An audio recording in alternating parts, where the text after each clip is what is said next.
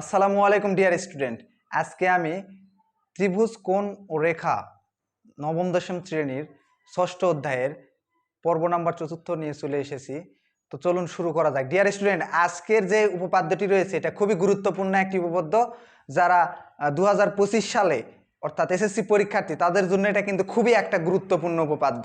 তো চলুন শুরু করা যাক। দেখেন, আমরা একটু টাইটেলটা দেখে নেই। আজকের শ্রেণী হলো আমাদের নবম দশম, অধ্যায় হলো 6, রেখা কোণ ও ত্রিভুজ, পর্ব নাম্বার 4। ডিয়ার স্টুডেন্ট, দেখো আমাদের প্রশ্নতে কি বলা হয়েছে। ত্রিভুজ এম এন ও এর এনু বাহুর মধ্যবিন্দু ডি হলে প্রমাণ করো যে এম এন প্লাস এমও গ্রেটার দ্যান 2md। আমাদের এটা প্রশ্ন ছিল। এখন আমরা প্রশ্ন থেকে চিত্র অঙ্কন করব। তো চলো শুরু করা যাক। আমাদের প্রথমে বলেছে ত্রিভুজ এম এন ও, তাহলে আমরা একটা ত্রিভুজ অঙ্কন করব। সেই ত্রিভুজটা হবে এম এন ও। তাহলে এই একটা ত্রিভুজ অঙ্কন করলাম, M N O. Dear student, দেখো ত্রিভুজ এম এন ও এর এনুবাহুর মধ্যবিন্দু ডি হলে তাহলে আমাদের এনুবাহুর মধ্যবিন্দু ডি অঙ্কন করতে হবে। তো দেখো এই যে আমাদের এনুবাহুর মধ্যবিন্দু আমরা ডি অঙ্কন করলাম। তারপরে বলা হয়েছে প্রমাণ করো যে এম এন প্লাস এমও গ্রেটার দ্যান 2md।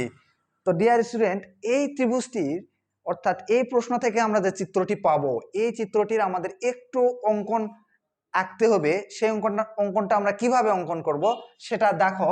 এই যে আমাদের এম এন ও ত্রিভুজের এনুবাহুর আমাদের মধ্যবিন্দু কি ডি, তাহলে এনুবাহুর মধ্যবিন্দু ডি। এনুবাহুর মধ্যবিন্দু এটা এক পাশে লিখি, এনুবাহুর মধ্যবিন্দু ডি। তারপরে আমরা কি করব, এমডিটা আমরা কি করব, যোগ করব। এমডিটা আমরা যোগ করব এবং এমডিকে এমনভাবে ই পর্যন্ত বর্ধিত করব যেন এমডি সমান ডি হয়। তারপর আমরা এনই অথবা ওডি যে কোনো এক পাশে যোগ করে দিব। আমরা এ পাশে যোগ করে দিলাম, এনই যোগ করে দিলাম। তো চলো প্রশ্নটা থেকে চিত্রটা কিভাবে আসলো আর আমরা আরেকবার ফিনিশিংটা নিই। দেখো আমাদের বলা হয়েছে ত্রিভুজ এম এন ও, তাই আমরা সর্বপ্রথম এম এন ও একটা ত্রিভুজ অঙ্কন করেছি। এনুবাহুর মধ্যবিন্দু ডি, এনুবাহুর মধ্যবিন্দু ডি হলে প্রমাণ করো যে, আমাদের প্রমাণ করতে বলেছে এম এন প্লাস এমও গ্রেটার দ্যান 2md।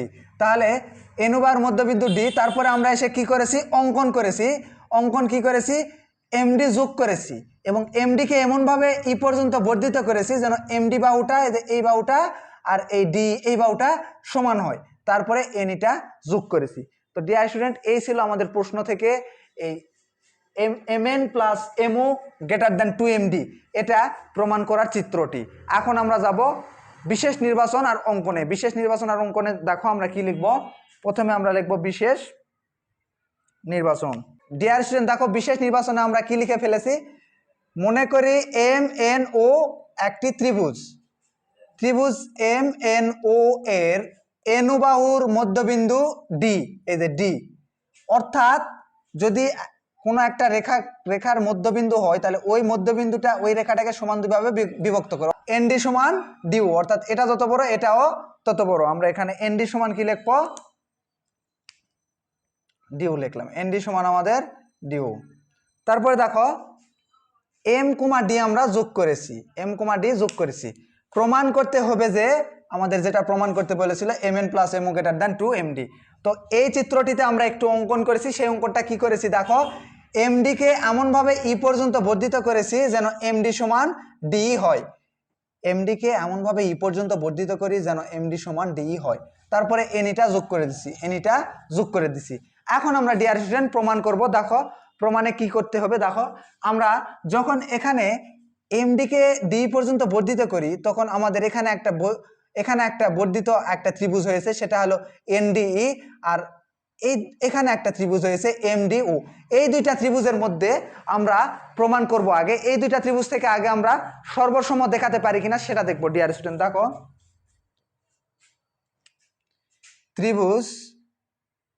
ত্রিভুজ আমাদের এমডিও এবং ত্রিভুজ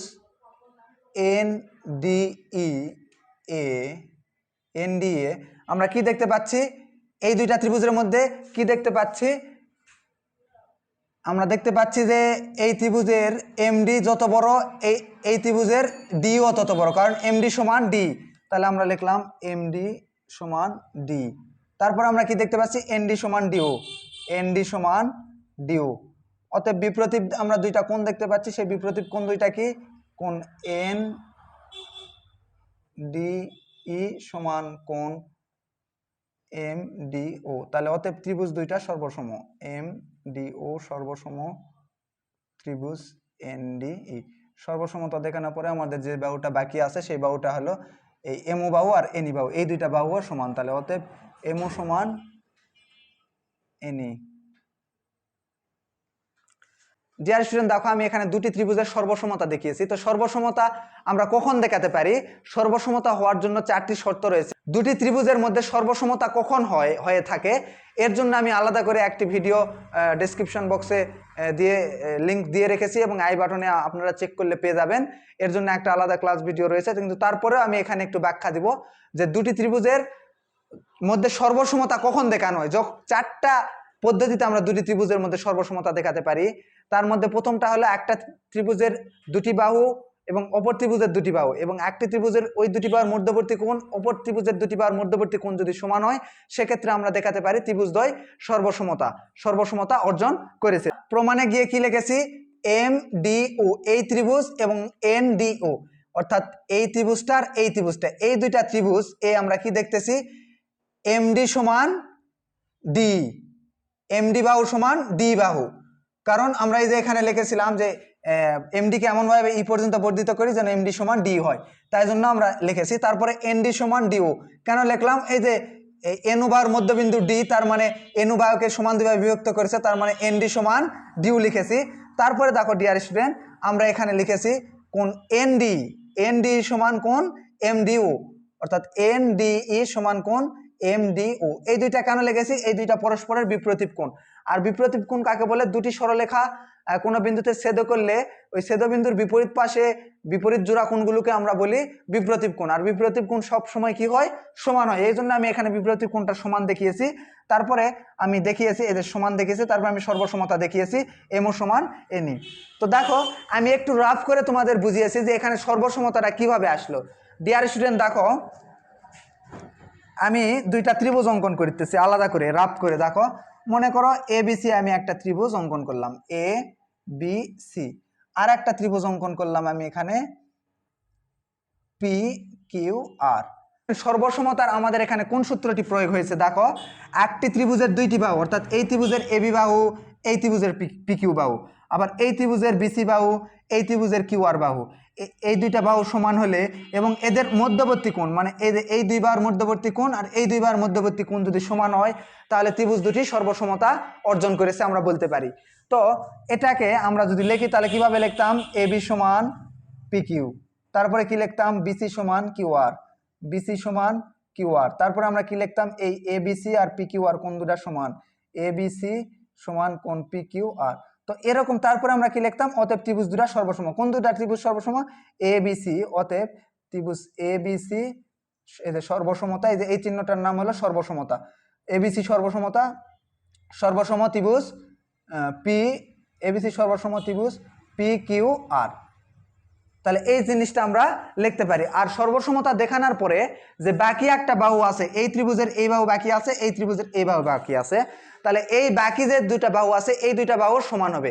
সর্বসমতা তখনই অর্জন হয় যখন দুটা ত্রিভুজের সকল কিছু সমান হয়, বাহু কোণ সকল কিছু যখন সমান হবে তখনই আমরা বলতে পারবো যে দুটি ত্রিভুজ সর্বসমতা অর্জন করেছে। তাহলে দেখো ডিয়ার স্টুডেন্ট, তাহলে আমরা বাকি যে ত্রিভুজটা আছে সেটা অটোমেটিক কি হয়ে যাবে, সমান হয়ে যাবে, অর্থাৎ AC equal to P R আমরা লিখতে পারি। তো এটাই আমরা লিখেছি এখানে। দেখো এই জিনিসটাই আমরা লিখেছি এই চিত্র থেকে আমরা কিভাবে লিখেছি ডিয়ার স্টুডেন্ট, দেখো ত্রিভুজ এম ডি ও এবং ত্রিভুজ এন ডি ও, এই দুইটা ত্রিভুজ এ দেখো ত্রিভুজ এম ডি ও এবং ত্রিভুজ এন ডি ও এ, আমরা দেখতে পাচ্ছি এই এম ডি বাহু আর ডি বাহুটা সমান, তাই লিখেছি। তারপরে আমরা দেখতেছি দেখো যে এন ডি সমান ডিউ, অর্থাৎ এন ডি সমান ডিউ, এই দুইটা কেন সমান হলো, আর এই দুইটা বাহুর সমান কেন হলো? কারণ এটাকে এমনভাবে বর্ধিত করা হয়েছে এমডি সমান ডি তাই, আর এটা মধ্যবিন্দু ডি মধ্যবিন্দু এনু বাহুর তাই এনডি সমান ডিও আমরা লিখেছি। তার মানে আমরা দুইটা ত্রিভুজের দুইটা বাহুর সমান দেখাতে পেরেছি।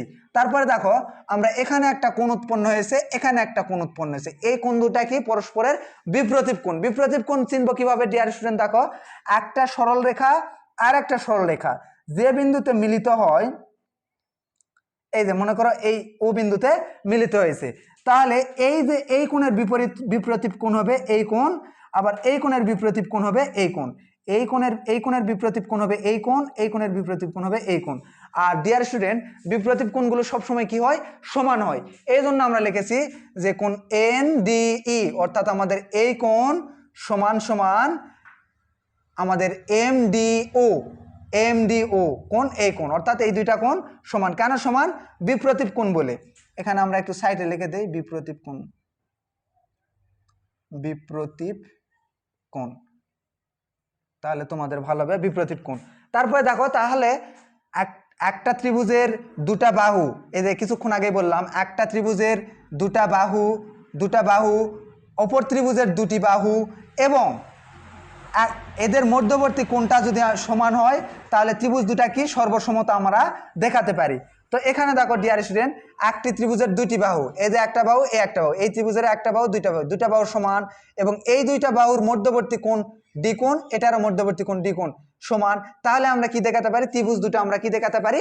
সর্বসমতা দেখাতে পারি। তো সর্বসমতার এখানে আসে আমরা কোন দুইটা ত্রিভুজ লিখবো? দেখো আমরা এখানে যে ত্রিভুজটা ধরেছি, ত্রিভুজ আমরা ধরেছি এমডিও আর ত্রিভুজ এনডিও ই, এই দুইটা ত্রিভুজে আমরা সর্বসমতার এখানে লিখবো, লিখে সর্বসমতা দেখাবো।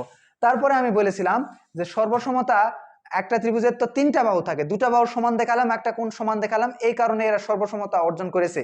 তো বাকি একটা বাহু সেটা কি? সেটাও সমান হয়ে যাবে। যদি দুটা ত্রিভুজ সর্বসমতা অর্জন করে বা দুটি ত্রিভুজ যদি সর্বসম হয়ে থাকে তাহলে ওই দুটি ত্রিভুজের প্রত্যেকটা বাহু প্রত্যেকটা কোণই সমান। তার মানে আমরা বলতে পারি এই এনই যেটা বাকি ছিল আর কি, যে বাকি ছিল আমাদের এই বাহু আর এই বাহু দুইটা ত্রিভুজ, তাহলে এনই আমাদের এই ত্রিভুজের এমও সমান এনই, তার মানে এই দুইটা সমান।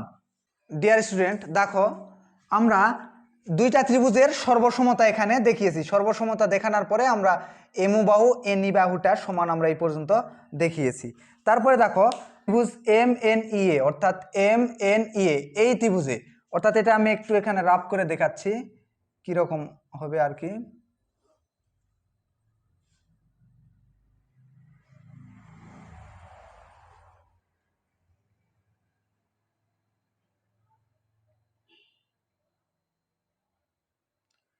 তো দেখো আমি এই পাশেরটা আমি অঙ্কন করলাম না, আমি এটা না অঙ্কন করে রেখে দিলাম যাতে তোমাদের বুঝতে সুবিধা হয়। তাহলে দেখো ত্রিভুজ এম এন ই অর্থাৎ এই যে এইটুকু এম এন ই এই ত্রিভুজটা, হ্যাঁ এই ত্রিভুজটাতে আমরা কি দেখতেছি? দেখো যে এই ত্রিভুজের M N plus N E, আমি লিখেছি M N plus N E greater than M E. এটা কোথা থেকে আলো ডিয়ার স্টুডেন্ট? এটা একটা সূত্র থেকে এসেছে যে আমরা জানি যে কোনো ত্রিভুজের দুটি বাহুর সমষ্টি তৃতীয় বাহু অপেক্ষা বৃহত্তর। তাহলে আমরা এটা এখানে লিখে ফেলবো যে যেহেতু ত্রিভুজের দুটি বাহুর সমষ্টি, যে কোনো দুটি বাহুর সমষ্টি, ত্রিভুজের যে কোনো দুটি বাহুর সমষ্টি তৃতীয় বাহু অপেক্ষা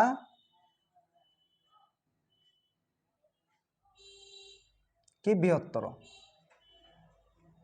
এটা আমি লিখে দিলাম। তাহলে আমরা কি লিখতে পারি? ত্রিভুজ এম এন ই এ আমরা এ, তাহলে আমরা জানি যে একটি ত্রিভুজ যে কোনো ত্রিভুজের দুটি বাহুর সমষ্টি, তাহলে এম এন বাহু আর এনি বাহু, এম এন বাহু আর এনি বাহুর সমষ্টি তৃতীয় বাহু অপেক্ষা বৃহত্তর। এই যে তৃতীয় বাহু থেকে এই দুইটার সমষ্টি বড়, সেটাই আমরা এখানে লিখেছি। তারপরে দেখো আমার এই লাইন হয়ে গেল ডিয়ার স্টুডেন্ট। এই লাইন থেকে আমার এই লাইনের পরিবর্তন আমি কি করেছি? দেখো এম এন আমি ঠিক রেখেছি, তারপরে এন এর মানটা আমরা এই যে দেখো এন এর মান কি পেয়েছি? এমও পেয়েছি। কেন মানটা আমরা পরিবর্তন করলাম? দেখো আমাদের প্রমাণ করতে বলেছিল যে এম এন প্লাস এমও, তাহলে আমাদের এমওটা আনতে হবে, এই জন্য আমরা এন এর পরিবর্তে এমও লিখে ফেলেছি। তারপরে গ্রেটার দেন, দেখো এমই বাহুর ভিতরে আবার কি আছে? দেখো ডিয়ার স্টুডেন্ট এই এমই বাহুর ভিতরে এমডি বাহু আর ডি বাহু আছে, তো এই জন্য আমরা লিখলাম এমডি প্লাস ডি। এই লাইন আমার হয়ে গেল। দেখো এই লাইন থেকে আমার এই লাইনের পরিবর্তন কি? এম এন প্লাস এমও, এই পাশে আমার প্রমাণে যে এরকম চেয়েছে সেরকম এসে গিয়েছে, এই জন্য আমি এই পাশে ঠিক রেখেছি। আর দেখো গ্রেটার দেন আমরা এখানে কি লিখলাম, এমডিও আমাদের প্রমাণে আছে, 2md আমাদের মিলাতে বলেছে। দেখো ডিয়ার স্টুডেন্ট, এই যে 2md, তো 2md আনতে গেলে এমডি তো আমাকে ঠিক রাখতে হবে, তাই আমি এমডিটা ঠিক রেখেছি। আর ডি সমান কি আমরা পেয়েছি, এমডি। কোথায় পেয়েছি, এই যে দেখো ডি সমান এমডি। আবার এখানে কোথায় পেয়েছি, এই যে দেখো এমডি সমান ডি, এখানে পেয়েছি। তার মানে আমরা লিখতে পারি, মানটা যদি আমরা বসিয়ে দেই, ডির মানটা যদি আমি এমডি বসিয়ে দেই, তাহলে অতএব mn প্লাস mও গ্রেটার দ্যান এমডি আর এমডি যোগ করলে 2md আমাদের প্রমাণিত হয়ে গেছে। তো ডিয়ার স্টুডেন্ট, আমি আরেকবার তোমাদের সামনে ফিনিশিং টানতেছি। দেখো প্রমাণটুকু শুধু তোমাদের সামনে ফিনিশিং টানতেছি। দেখো দুটি ত্রিভুজের মধ্যে আমরা সর্বসমতা দেখেছি। কেন সর্বসমতা দেখেছি, আমরা এখানে দেখতে পাচ্ছি যে এই দুটি ত্রিভুজের দুটি বাহু আর এই দুটি বাহুর মধ্যবর্তী কোণটা সমান, এই জন্য আমরা এখানে সর্বসমতা দেখাইলাম। তো দেখো কি লিখেছি, তাহলে ত্রিভুজ এমডিও এবং ত্রিভুজ এনডিএ, এমডি সমান ডি, অর্থাৎ এই এমডি বাহু সমান ডি বাহু, তারপরে এনডি বাহু সমান ডি বাহু, তারপরে এই যে এই কোণ এনডিই এবং এমডিও এরা বিপ্রতীপ কোণ, কারণ এই একটা সরলরেখা ডি বিন্দুতে মিলিত হয়েছে, তাহলে এই পাশে যে কোণ উৎপন্ন হয়েছে আর এর বিপরীত কোণগুলো বিপ্রতীপ কোণ বলা হয়, আর বিপ্রতীপ কোণগুলো পরস্পর সমান, তাই এনডিও কোণ এমডিও কোণ সমান। তাহলে শর্ত মেনেছে। দেখো ডিয়ার স্টুডেন্ট, একটি ত্রিভুজের এই যে একটা বাহু দুটা বাহু ও একটি কোণ সমান, তার মানে ত্রিভুজদ্বয় কি সর্বসম। তাহলে অতএব ত্রিভুজ এমডিও সর্বসম, এই যে এটা সর্বসমতার চিহ্ন, সর্বসম ত্রিভুজ এনডিই। তারপর সর্বসমতা দেখানোর পরে আমাদের দুইটা ত্রিভুজের এই বাহুটা আর এই বাহুটা, অর্থাৎ এমও আর এনই বাহুটা বাকি ছিল, এই দুটা বাহুও সমান হয়ে যাবে। সেটা কিভাবে, আমি সেটা ব্যাখ্যা দিয়েছি যে যখন দুটি ত্রিভুজের সর্বসমতা অর্জন করে তখন ত্রিভুজের সবগুলো বাহু কোণ সকলগুলো কি হয়, ত্রিভুজের বাহুগুলো কি হয়, সমান হয়ে যায়। তাহলে দেখো ডিয়ার স্টুডেন্ট, আবার আমরা কি করেছি, এমএনই ত্রিভুজে আমরা কি করেছি, mn বাহু আর nই বাহু সমষ্টি গ্রেটার দ্যান mi। কেন, ত্রিভুজের দুটি বাহুর সমষ্টি তৃতীয় বাহু অপেক্ষা বৃহত্তর, এই সূত্র থেকে পেয়েছি, তাই লিখেছি। এই লাইন থেকে আমার এই লাইনের পরিবর্তন, দেখো mn ঠিক রেখেছি, n এর মান আমরা mo পেয়েছি, mo রেখেছি, কারণ আমাদের প্রমাণে mo চেয়েছে এই জন্য।